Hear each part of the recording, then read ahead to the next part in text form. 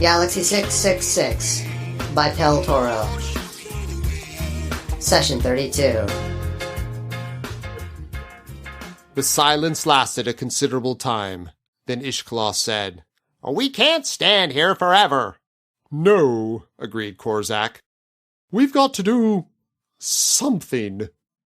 "Well, where do you suggest we head for now?" asked Bronet. "I suggest that the most that we can do is to try to find out all that we can about this world. To try and see all there is to be seen. All that there is to be heard. To cram ourselves with data. Those poor old data receptors belonging to your computer took an awful bashing when they landed, didn't they?" "Yes, they did," agreed Ishkla. He grinned ruefully. "We shan't get much out of them. The whole purpose was to take those things back, crammed with data to feed in to get some kind of an answer from the computer." "I think that chance remark of Bronitz is going to supply us with a far more useful line on which to work than anything we could have recorded. At the same time, we do need all the data we can get. We can never have too much data." "True," said Oski. "Though I'm not really a specialized computer man, even I know that. Well, at least I'm not a computer specialist like you are," he corrected himself. "I play with a computer as a radio ham plays with old wireless sets in his backyard, but that's not the same thing as being able to man a radio station and prepare essential communication lines." "How strange and slow radio seems," said Ishkla thoughtfully. "Yet to the ancient on Earth, when it was first discovered, it must have been incredible. Now it's so slow you can send a message by hyperspace halfway across a universe while a radio wave is traveling around one planet. Or maybe between a couple of planets in the same system." "That's progress for you," said Oski. "I sometimes wonder if it is. There's progress and progress, you know. All this specialization," said Korzak. "We're so busy doing things, we don't know why we're doing them." "Here come the metaphysics again," said Bronet. "You put that idea of yours into a metaphysical setting," said Korzak, "and you've got something terrific." "What idea of mine?" said Bronet. "Your idea about harmony and the lack of harmony, about chord and discord, that old song. Why should you suddenly remember that?" "Well, I don't know."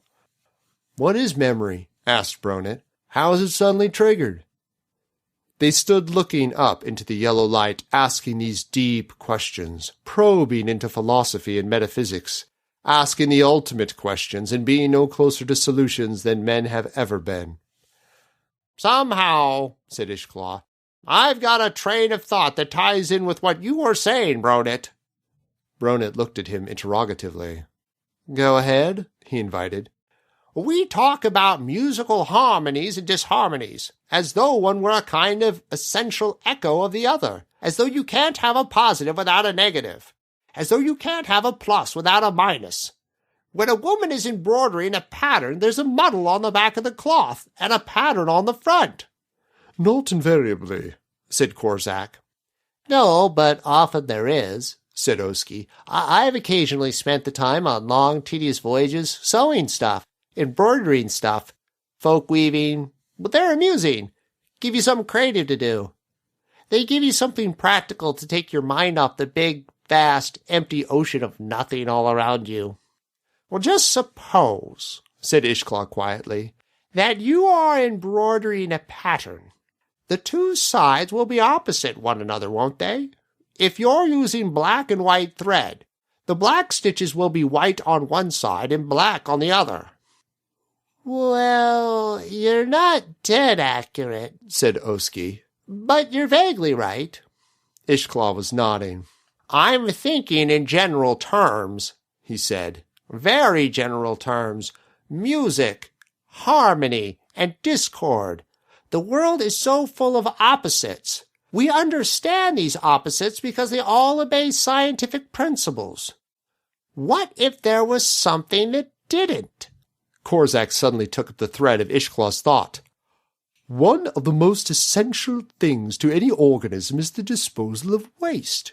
If the disposal of waste is impeded seriously, the organism becomes toxic and dies. It's the same with man. With a community. Why not with a galaxy? Why not a universe? Broke in Bronett. Ishklaw and Korzak looked at him. Ishklaw nodded slowly. Oski sat down, biting his nails. Bronett walked a little way away from the tower beside which they stood and looked up at it. The points were shrouded in misty pink light. There was a yellow glow vying with the pink for supremacy. Senseless, he said. Apparently artifacts, and yet of some kind of purpose to this planet. What kind of purpose can they serve?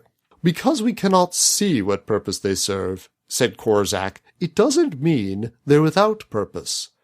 No, said Oski, chiming in, but we're not fools, any of us. I don't say that we're answers to the universe's prayers, but we're not fools. I have very rarely encountered an artifact whose terms I could not guess at in some way or other, if it was only to say to myself, oh, here's a piece of complicated equipment belonging to a superior intelligence which does such and such a job in a way that I don't understand.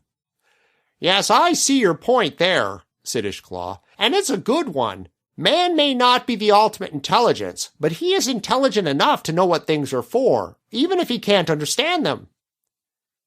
So where does that lead us? Asked Oski. It leaves us with yet another riddle, yet another enigma, yet another thing that doesn't make sense. What the devil is that? Asked Bronett. Something was bowling along toward them with the gay abandon of a wheel that has just deserted its trailer. Here ends Session 32.